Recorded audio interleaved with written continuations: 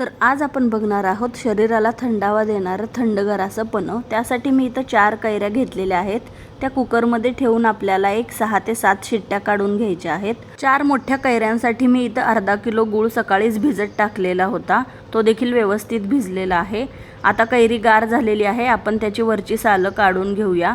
साल काढून झालं की आपल्याला कैरीचा जो गर असतो तो व्यवस्थितपणे सगळा काढून घ्यायचा आहे। आता 4 कैऱ्यांचा गर काढून झालेला आहे। हा गर जो आहे तो आपल्याला एका मिक्सरच्या जारमध्ये काढून घ्यायचा आहे आणि हा बारीक असा मिक्सरवरून फिरून घ्यायचा आहे। इथं तुम्ही बघू शकताय आपला कैरीचा गर जो आहे तो व्यवस्थित असा बारीक झालेला आहे।